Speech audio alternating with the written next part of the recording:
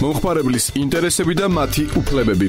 საკანონმდებლო აქტები, პროდუქტის, მომსახურების უვნებლობა და ხარისხი. სამომხმარებლო განათლება და მომსახურების კულტურის დონე. რას მიირთმევთ და რატომ მიხდით ძვირს იაფასიან პროდუქტში. ყოველ 4 შაბათს 18 საათსა და 10 წუთზე. გადაცემაში ვირჩევ ხარისხს. აირჩიეთ ხარისხი მადონა კოიძესთან ერთად. FM 106.4. მოგესალმებით, ეთერშია გადაცემა ვირჩევ ხარისხს, მე მისი წამყვანი მადონა კოიძე. შეგახსენებთ ჩვენ ტელეფონის ნომრებს 221 106.4. შეგიძლიათ გადაცემის მსვლელობის პროცესში დაგვიკავშირდეთ, ჩვენ რესპონდენტს დაუსვათ კითხვები და ჩვენ გადაცემის მსვლელობის დროს აუცილებლად თქვენს მიერ დასმულ კითხვებს გავცემთ პასუხს. დღევანდელი ჩვენი სტუმარია ძალიან საინტერესო პიროვნება არის, ალბათ ბევრმა იცის და შეიძლება ბევრმა არ იცოდეს, მაგრამ აუცილებლად გაერთიანდით, აუცილებლად ნახეთ, ვინაიდან მართლა ძალიან კარგი პროგრამა არის, კარგი მოძრაობა არის. ძალიან ბევრ საინტერესო ინფორმაციას გაიგებ საქართველოში ნაწარმ პროდუქციის შესახებ და მე არა მარტო როგორც მომხმარებელთა ფედერაციის თავმჯდომარე, არამედ როგორც ჩვეულებრივი ქართველი მოქალაქე, როგორც ჩემი ქვეყნის მოყვარული ადამიანი სიამოვნებით გავერთიანდი ამ მოძრაობაში და ყოველ წუთს ვცდილობ ახალ ინფორმაცია მოვკრიბო და სხვათა შორის აი ისეთი ინფორმაციები იდება ხოლმე ამ საიტზე და ძირითადად Facebook-ის გვერდზე, რომ სიმართლე გითხრათ, ბევრი სიახლე გავიგე და ძალიან კმაყოფილი დავრჩი იმით, რომ საქართველოში არის ისეთი საწარმოები, რომლებსაც შეუძლია სერიოზული კონკურენცია გაუწიონ იმპორტირებულ პროდუქციას. დღევანდელი ჩვენი სტუმარია მოძრაობა კარგჯის დამფუძნებელი ბატონი ტარიელ ზივზივაძე. ძალიან დიდი მადლობა ბატონო ტარიელ, მე არაერთი თქვენი პუბლიკაცია და თქვენი სტატია წამიკითხავს, არაერთ ტელე და რადიო სიუჟეტს მიყურებია და მომისმენია, ძალიან საინტერესო პიროვნება ბრძანდებით. ძალიან საინტერესო ხედვები გაქვთ და ალბათ კარგი იქნება თუ ეს მოძრაობა, რომელიც თქვენს მიერ არის დაფუძნებული, მოგვიყვებით იმის შესახებ, საერთოდ რატო გაჩნდა ეს აზრი, რომ ეს მოძრაობა დაგეფუძნებინათ, რა არის ამ მოძრაობის მიზნები და რაზღებულობს მომხმარებელი, რომელიც არის გაერთიანებული ამ მოძრაობაში. რიგში დიდი მადლობა მოწვევისათვის, ისე დამახასიათეთ, რომ ცოტა გავწითლდი კიდეც. რა გვინდა ჩვენ გვინდა ის, რომ საქართველოში პირველ რიგში მომხმარებელმა არჩევანი გააკეთოს ქართული სასარგებლოდ. ანუ პირველ რიგში იყიდებოდეს ქართული ხარისხიანი პროდუქცია. რატომ? მიზეზი მარტივია, ჩვენ თუ არ დავაფასეთ ჩვენი პროდუქცია, სხვა ამას ვინ გააკეთებს? რა თქმა უნდა, ექსპორტი კარგია, მაგრამ შიდა ბაზრის 90% ოკუპირებულია. ოკუპირებულია იმპორტული პროდუქციით და ჩვენ ზუსტად ის გვინდა რომ დავებრუნოთ შიდა ბაზარი პირველ რიგში. ასე რომ ყველას ვინც გვისმენს და ვინც მომავალშიც მოგვისმენს, ვეთქვით ძალიან მარტივ რამეს. როცა ფიქრობენ რაღაცის ყიდვას, პირველ რიგში განიხილეთ ქართული ალტერნატივა. თუ გვაქვს ქართული, პირველ რიგში რა თქმა უნდა ვიყიდოთ ქართული. თუ არ არის ქართული, მაშინ გადავხედოთ მეგობარი ქვეყნების პროდუქციას, მაგალითად უკრაინა, მაგალითად აზერბაიჯანი, ხო? და ასე შემდეგ. ბატონო ტარიელ, თქვენ აზერბაიჯანი და უკრაინა ახსენეთ მეგობრებში, მაგრამ აი ძალიან დიდი ლოზუნგი არის, ჩვენ ვირჩევთ ევროპას.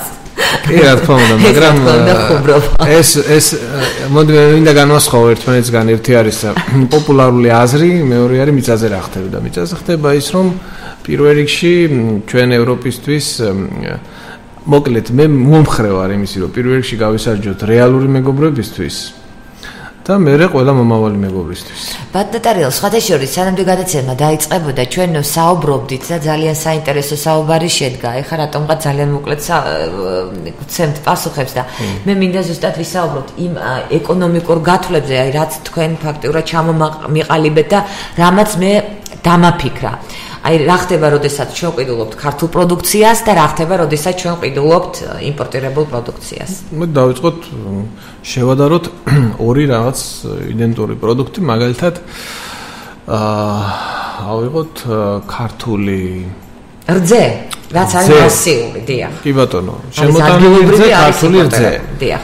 ლიტრი რა ღირს? დაახლოებით 2 ლარი ალბათ ეს ტეტრაპაკის პაკეტებში. 2 ლარი რძე, აი ქართული რძე. როცა 2 ლარს მე ვიხდი ქართულ რძეში. რას ნიშნავს ეს? რას ნიშნავს რომ დრას და მე იმ 2 ლარს ვუხდი ქართულ ბიზნესს.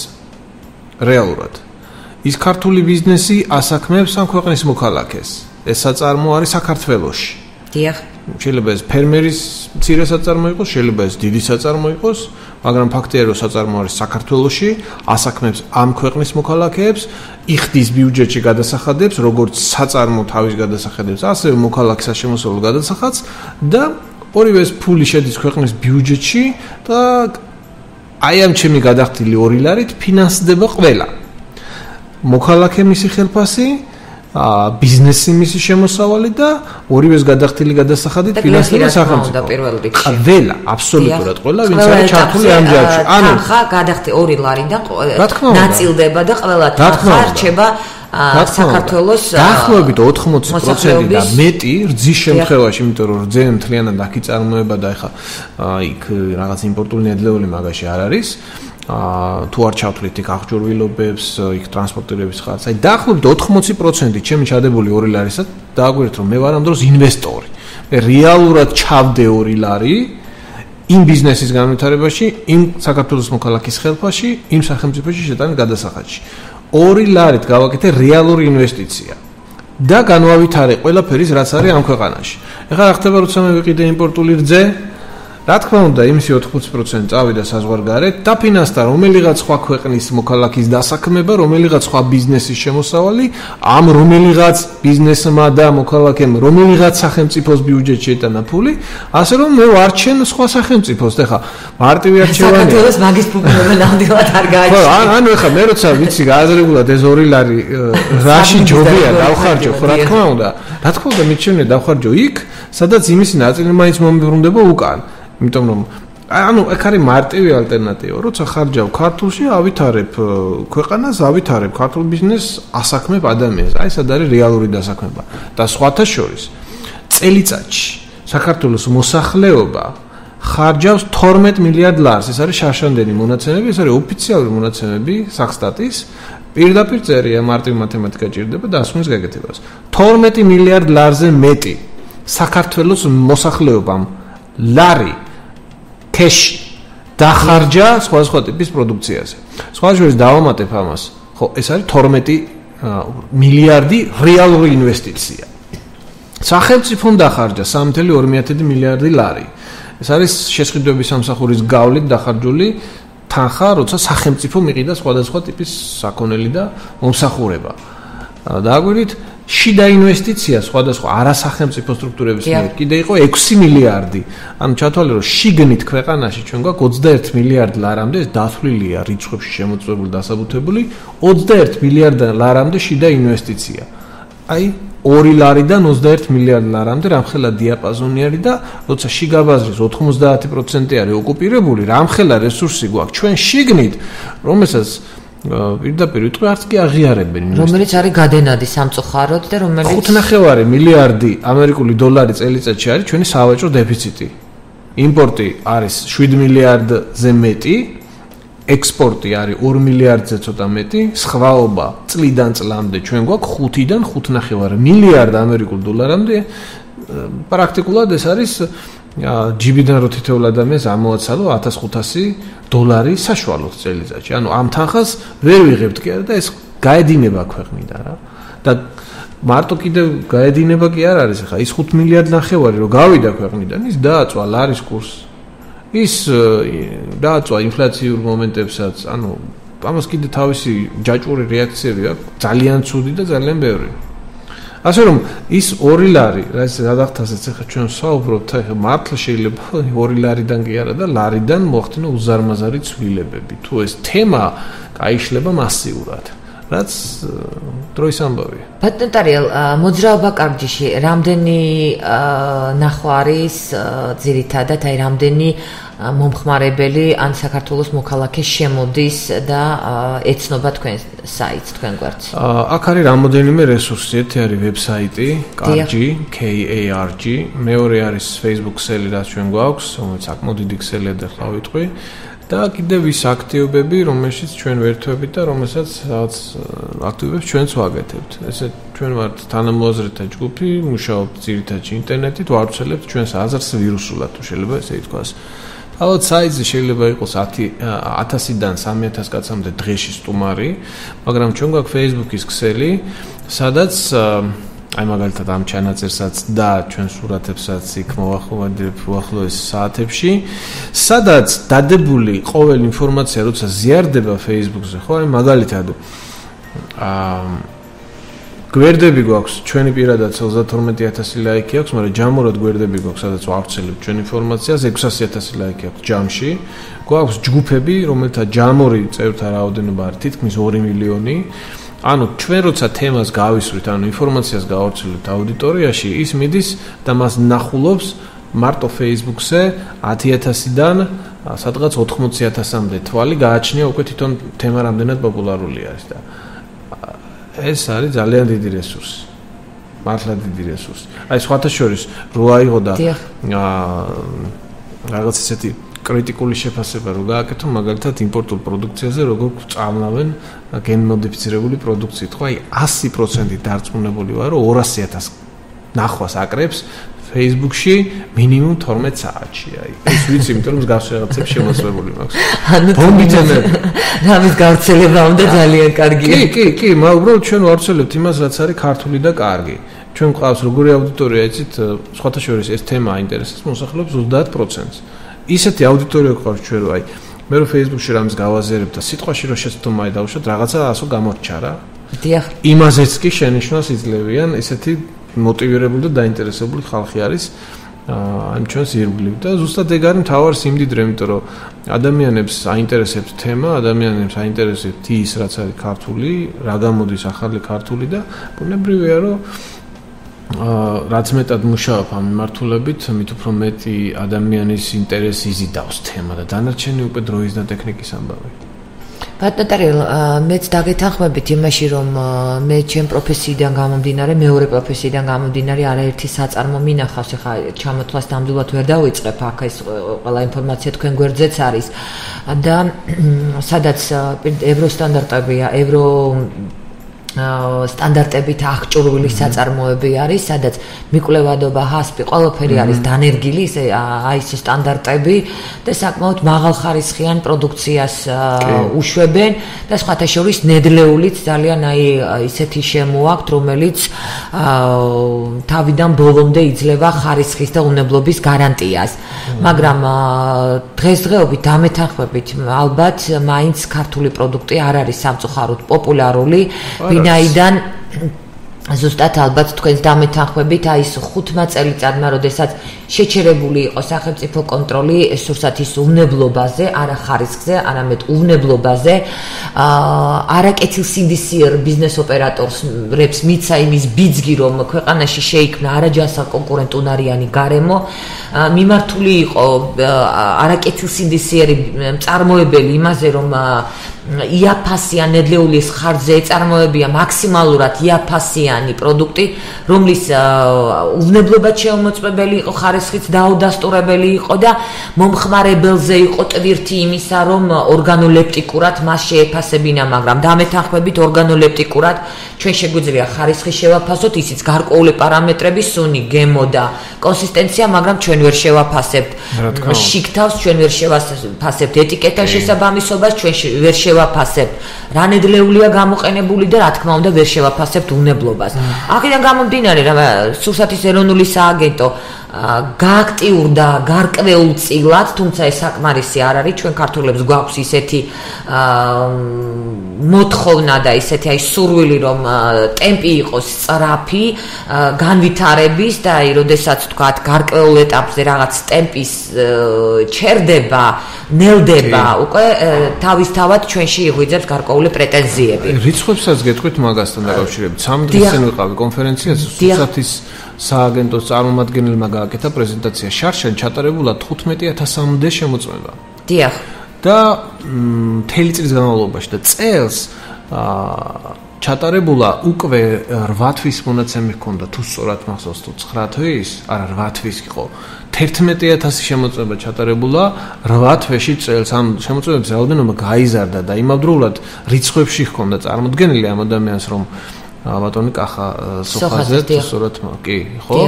პირდაპირ ეწერა, რომ აი რაც მეტად გაიზარდა შემოწმებათა რაოდენობა, მით უფრო პროცენტულად შემცირდა აღმოჩენილი დარღვევათა რაოდენობა. მაგრამ 15,000 წელიწადში და თან 8 თვეში 11,000 შემოწმება, საკმაოდ სოლიდური ციფრია. გეთანხმებით, მაგრამ ისიც უნდა გავითვალისწინოთ, რომ 40,000-ზე მეტი ბიზნეს ოპერატორი ფუნქციონირებს საქართველოს ბაზარზე, სამომხმარებლო ბაზარზე და ჩვენ არ უნდა ვიყოთ მარტო სურსათის ეროვნულ სააგენტოს ან თქვათ საზოგადოებრივი გაერთიანებების არასამთავრობო ორგანიზაციების იმედზე თითოეული ჩვენ მოქალაქის ვალია, რომ ყველა იმის უმსგავსობა თუ კი რამე შეამჩნია, ეს არის უხარისხო პროდუქტი, თუ ეს არის ვადაგასული პროდუქტი, დამეთანხმებით ალბათ ფიზიკურად შეუძლებელია მაღაზიასთან, ყველა მაღაზიასთან იდგეს თითო ინსპექტორი და ამოწმებდეს ყოველდღიურად თუ იქ რა ხდება. მაგრამ აი როდესაც ჩემთვის გაუგებარია, როდესაც შედის მომხმარებელი აღმოაჩენს დახლზე ვადაგასულ ან უხარისხო პროდუქტზე, ჩუმად დადებს და მოძებნის თქვათ ვარგისიანს და იმას წაიღებს. მე მაგალითად თვლი რომ ეს დანაშაულია და ძალიან დიდი დანაშაულია. ყველამ თითოეულმა ჩვენთაგანმა ხმარომ ამოვიღოთ ესეთ უმსგავსო სიტუაციებზე, თვლი რომ აი თვითონ მენეჯერები იქნებიან მოტივირებული და უფრო ყურადღებით იქნებიან და თავისთავად სურსათის უნებლობის მუშაობაც უფრო ეფექტური იქნება და ჩვენც იმის გარანტია გვექნება, რომ ბაზარზე შევიძენთ ხარისხიან საზოგადოებრივი კონტროლი, რომელიც ჩვენთან არის საზოგადოებრივი ყურადღება, ბატონტარიო, ნუ კონტროლი ეს იმდენად ცოტა ისეთი ესეთი სიტყვა, მაგრამ საზოგადოება რახან არის კიდე აიტანს ესე თქვა სიტყვა კონტროლს, მაგრამ მან მომენტია კიდე ერთი. დიახ. რაც არ უნდა ვეცადოთ, დიახ. უпростоრად, რაც არ უნდა ეცადოს სახელმწიფო სტრუქტურამ, აი ამ საზოგადოების, ანუ ჩვენი მონაწილეობის გარეშე არ არსებობს შანსი იმისა, რომ ბოლომდე სიტუაცია დაარეგულიროს და ბოლომდე აღმოფხვრას შეფხვევები. იმიტომ რომ თუ ყოველთვის აღმოჩნდება მეწარმე, რომელიც ისურვებს, რომ დაარღვიოს გარკვეული დაწესებული ზღვარი, სტანდარტი, ხო?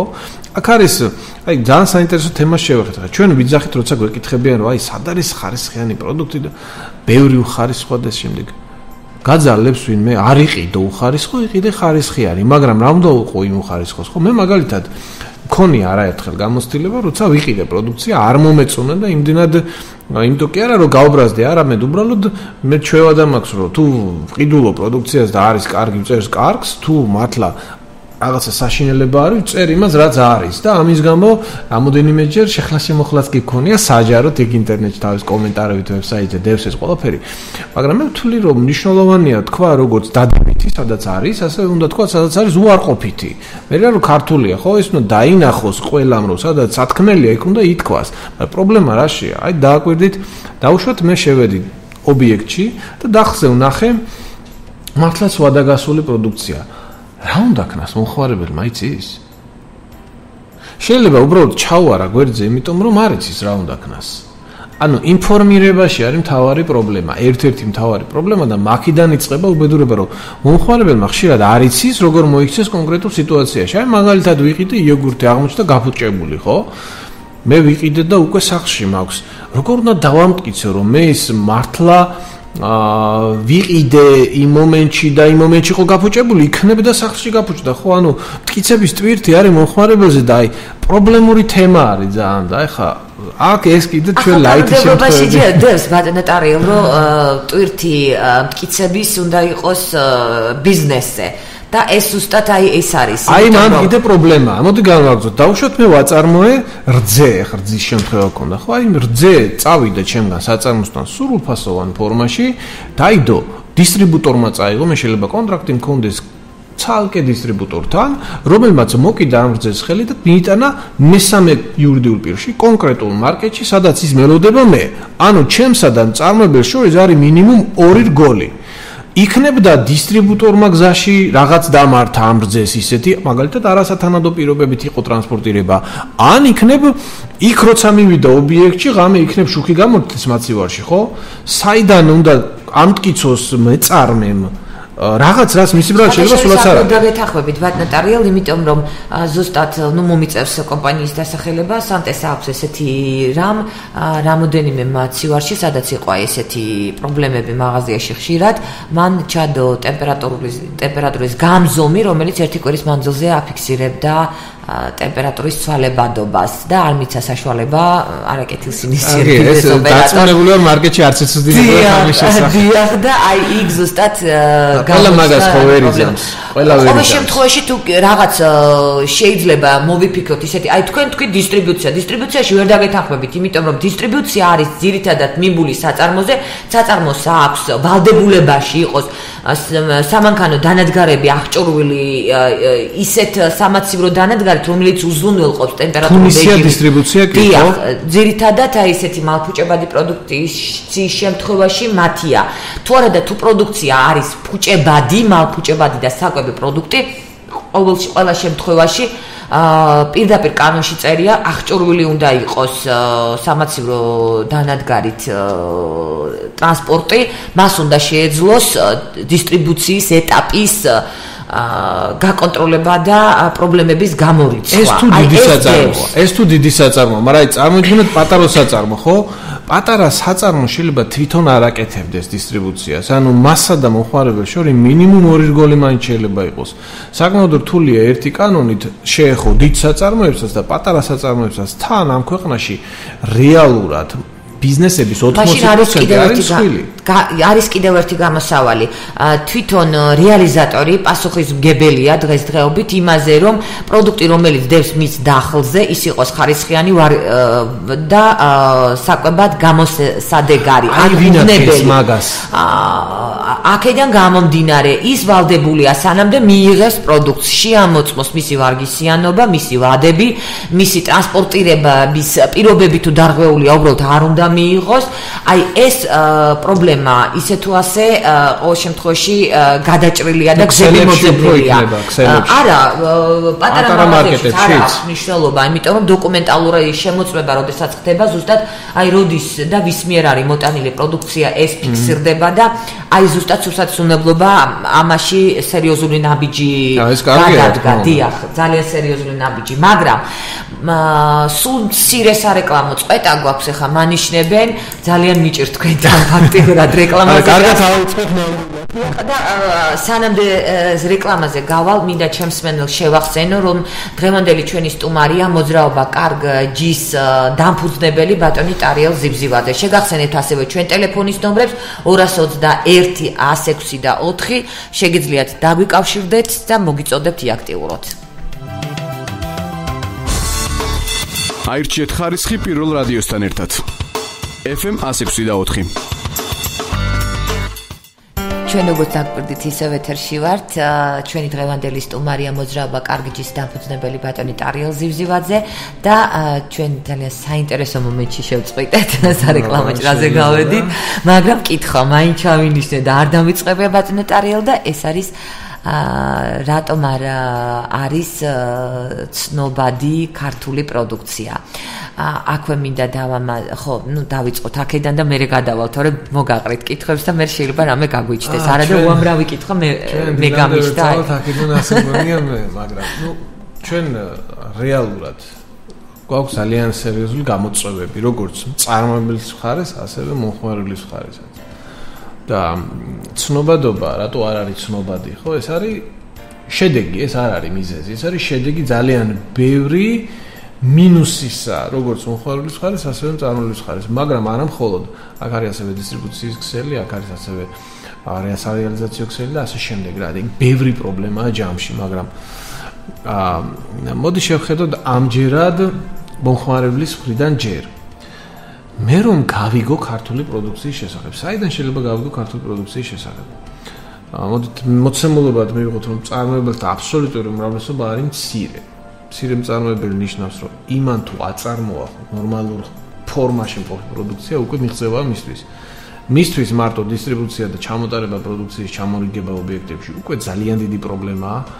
ფულის ამოღება ხო ეს არის საერთოდ ხარაკირის ტოლფასი ქმედება და აი ძალიან რთული არის და მარტო ნერვების გლეჯად ჯდება ის რომ ურეკო ამდენ ობიექტს და 30 ლარზე ეღრიტინო დაუშვათ თანახმა ჩამოუვარო მე ჩამოკრიფო ან ელოდო იმას ერთი 5 ჯერ შეახსენო ბუღალტერს როდის ჩაურიცხავს თანხას პლუს კიდე გექნეს რაღაცა თანხა კლავ წარმოებისთვის და არ ჩაქსანსლოს ბანკმა თავისი მაღალი პროცენტით.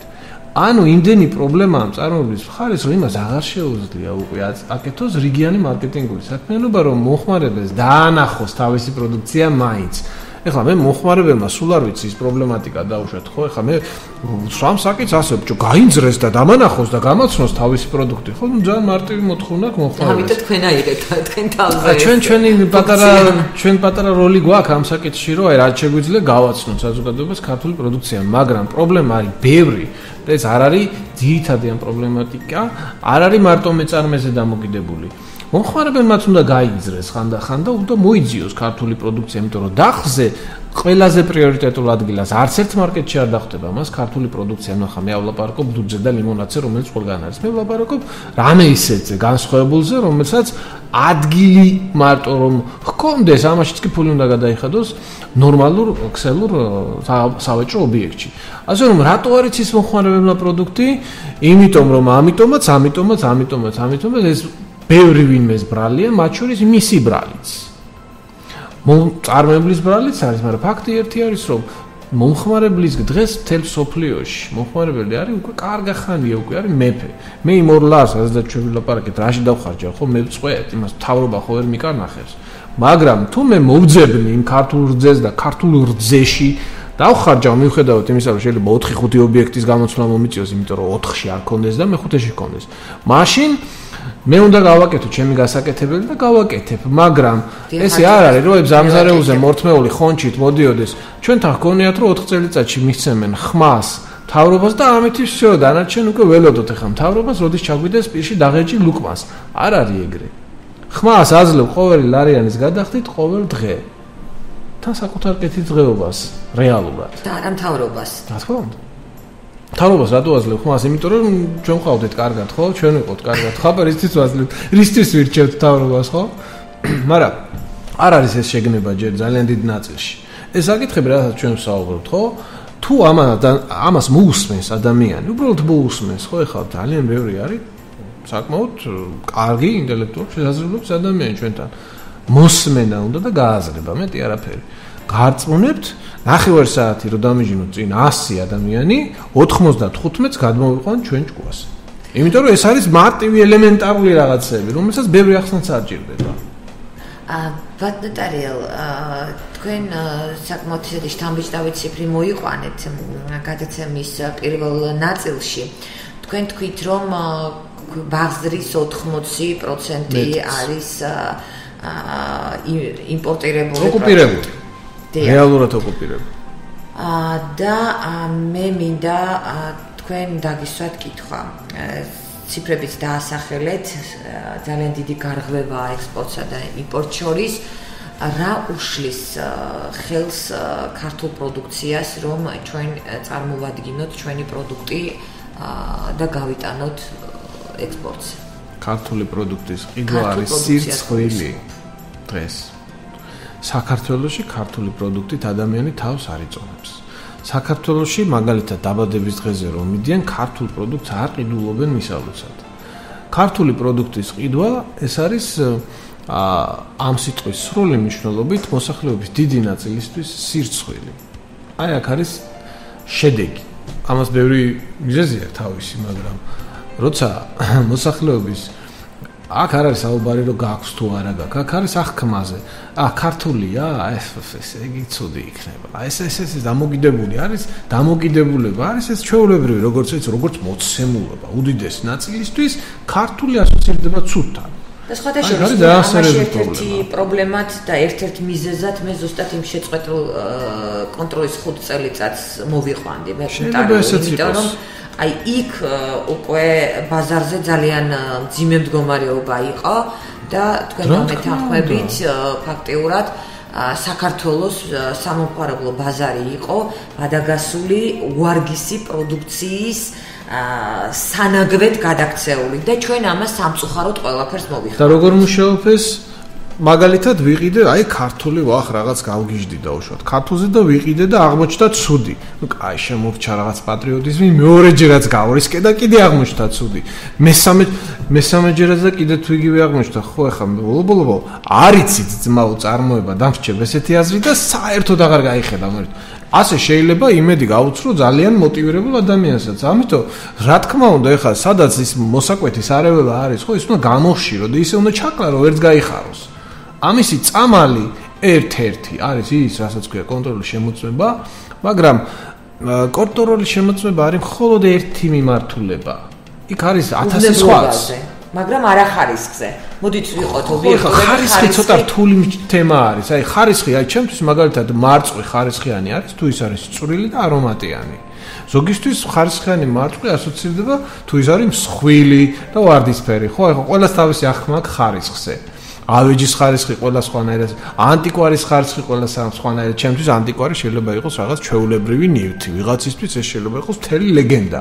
გააჩნია ადამიანს ხარისხის სხვანაირი აღქმა ყველას, უმეტესობას და პირდაპირ თქვა ძალიან ბევრი ადამიანი ვერც ერკვევა იმ პროდუქციის ხარისხში. არა ბატონტარიელ მე ვგულისხმობ საკვე პროდუქტებს მე ვგულისხმობ თუ წარმოებას აი ელემენტარულ მაგალითს მოგიყვანთ ლილოს ტერიტორიაზე იყიდება ქართული ნაწარმი თეთრეული და საერთოდ თეთრეული რომ შეიკეროს საქართველოს თეთრეული ტექნოლოგია წარმოიდგინეთ იკერება წვრილ საწარმოებში არის რამოდენიმე არც ისე წვრილი საწარმოები თუმცა და აუცილებლად უნდა გატარდეს პარში რომ აი ხსოვს აქვს ესეთი თვისება როდესაც ის უკვე ირეცხება შემდგომში შეიძლება მოიკლოს ზომებში და აი კურიოზული სიტუაცია არის როდესაც ყიდულობ საქართველოში ნაწარ პროდუქტ რომელიც უნდა იყოს 2.20 სიგრძეში და შეიძლება ერთი გარეცხვის მერე დარჩეს მეტრი და 60 ანუ ვერაფერში ვეღარ გამოვიდა. ეს შემთხვევა არ მქონია ჯერ. ეს ძალიან კურიოზული და სასაცილო აი რომ უბრალოდ აი ესეთი ფაქტებიც არის, მაგრამ ის ვინაიდან არ არის დამუშავებული, იქ მეტი აქვს მოგება თვითონ წარმოებელს, ვინაიდან ის ყიდულობს უკვე დაბალხარისხიან ნედლეულს, აი მე ხარისხში ამას გულისხმობ, რომ მომხმარებელი ფაქტურად აი ახალ კანონმდებლობაზე, როდესაც იყო საუბარი ბატონტარიელი, იქ არის ერთი რამ, კანონი არის აგებული მხოლოდ და მხოლოდ იმაზე, რომ მომხმარებელი არ მოატყუო. ანუ დაუბრუნე მომხმარებელს ნდობა და მომხმარებელმა უნდა ენდოს ბიზნეს ოპერატორს, რომელიც არის საქართველოს ბაზარზე წარმოდგენილი. ეს არის ქართული პროდუქცია თუ ეს არის იმპორტირებული პროდუქცია. სხვადასხვა არც იმპორტირებულ პროდუქციაზე არ არის დიდი ნდობა არ აქვს ქართულ მოსახლეობას, იმიტომ რომ ძირითადად შემოდის ისეთი პროდუქტი, რომელიც არის იაფასიანი და მე სხვადასხვა მაქვს ინფორმაცია სამწუხაროდ საქართველოში ამის დადასტურება და გადამოწმება ვერ ხდება. აი ძალიან ბევრი ცნობილი ბრენდის მიერ ნაწარმოები პროდუქტი არ შეესაბამება ხარისხით იმ პროდუქტს, რომელსაც ის რეალურად აწარმოებს თავისი ქვეყნისთვის. მაგალითად, ლუთან მიმართებაში ავიღოთ, ალკოჰოლთან მიმართებაში ავიღოთ, იგივე სიგარეტთან მიმართებაში ავიღოთ, იგივე ტკბილეულთან, საკონდიტრო ნაწარმთან ავიღოთ. აი სულ სხვა არის თქვა, როდესაც ყიდულობ ევროპის ქვეყნებში თქვა რაღაც გარკვეულ კომპანიის ლუდს და სულ სხვა არის, როდესაც ყიდულობ საქართველოში. აი ჩემთვის ბევრჯერ დავუსვამთ ეს კითხვა. საღებავები ავიღოთ და იცით რა მითხრეს? საქართველოში რომ ჩვენ იმ ხარისხის საღებავი შემოვიტანოთ, ეს უნდა იყოს ძალიან ძვირიო. იცით რა ბატონტარიელი, იყოს ძვირი, მე ვარ მომხმარებელი, მე ვარ პიროვნება, რომელიც მაქვს გარკვეული თანხა გამოყოფილი იმისთვის რომ მე გავაკეთო თავისუფალი არჩევანი და მე ეს არჩევანი რო გავაკეთო თქვენ მე სრულყოფილი ინფორმაცია უნდა მომაწოდოთ და თქვენ მე არ უნდა მომატყუოთ და მე როდესაც მაქვს ინფორმაცია თუ მინდა ინტერნეტით თუ საზღვარგარეთიდან ჩამოტანილი პროდუქციის ანალოგი მინდა მე საქართველოში შევიძინო და ვერ ყიდულობ და თანხას ვხარჯავ აი ეს არის უბრალოდ ჩემი შეურაცხყოფა ჩემი მოტყუება იმიტომ რომ ვიღაც ბიზნეს ოპერატორი რომ გამდიდრდეს ის საწარმოსთან არის მოლაპარაკებული და გარკვეულ ინგრედიენტებს აკლებს პროდუქტის წარმოებაში. მაგისი წამალი ერთია, ძალიან მარტივი წამალი აქვს მაგას.